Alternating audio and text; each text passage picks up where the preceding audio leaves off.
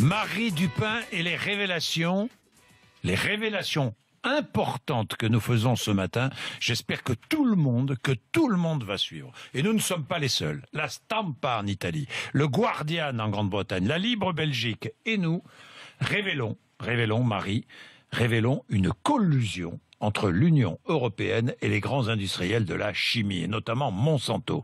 Vous nous révélez que des parties importantes du rapport de l'Autorité européenne de sécurité des aliments sur le glyphosate, que des parties importantes de ce rapport ont été directement copiées-collées du dossier de demande de renouvellement de l'autorisation écrite par Monsanto. Ça, c'est quand même étonnant. Oui, vous le savez, le glyphosate, c'est ce fameux herbicide le plus controversé parce qu'il est considéré par de nombreux chercheurs, notamment l'Organisation mondiale de la santé, comme cancérogène. C'est le principal composé du Roundup.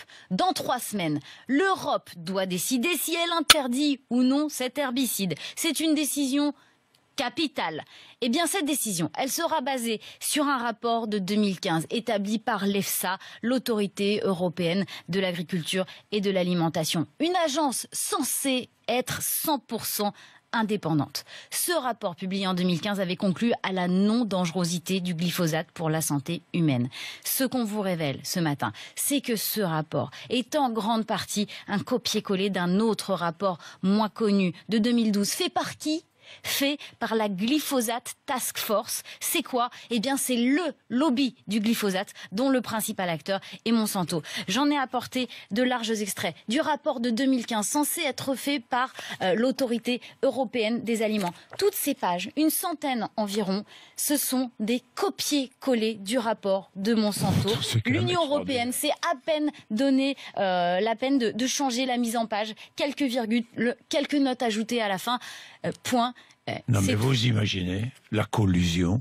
Non, mais c'est un véritable scandale. On a une centaine de pages, on n'a pas eu le temps de tout regarder. Oui, et ces passages concernent des points cruciaux du rapport sur les dangers du glyphosate sur la santé humaine. Oui, ces passages sont extraits du chapitre sur la toxicité du glyphosate, notamment les risques de cancer et d'impact sur la reproduction. Il parle notamment d'études ayant établi des liens entre ce pesticide et des fausses couches, des accouchements prématurés, des malformations congénitales, des problèmes de fécondité.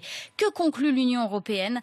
Dans la plupart des cas, le lien entre glyphosate et problèmes reproductifs n'est pas avéré de manière statistique.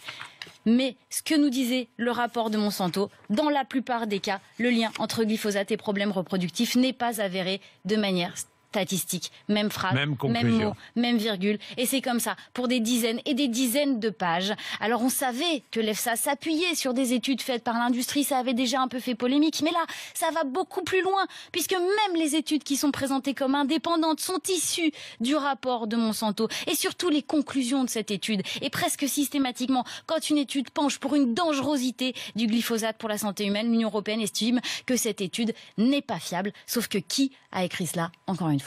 Eh bien, c'est Monsanto. Le problème, c'est que l'Union européenne affirme avoir mené une évaluation indépendante de la dangerosité du glyphosate. Oui, c'est encore ce qu'a affirmé en juin dernier l'Autorité européenne de sécurité des aliments. Nous avons aujourd'hui la preuve que c'est faux. Nous avons bien sûr contacté les autorités européennes qui nous répondent qu'il n'y a aucune raison de remettre en cause les évaluations scientifiques. Elle nous renvoie vers l'Allemagne, qui est le pays rapporteur, qui est le pays qui est à l'origine de l'élaboration de ce rapport. Sur le fond, c'est-à-dire sur ces dizaines de pages copier-coller, aucune explication. Et la France va voter contre. La France a dit qu'elle se prononcerait contre la demande de renouvellement. L'Autriche aussi. En l'état. Et on l'espère, d'autres pays, la Suède peut-être. D'autres pays. Pour l'instant, on verra ce qui va se passer aussi avec ces révélations aujourd'hui. Effectivement. Merci Marie. 7h22.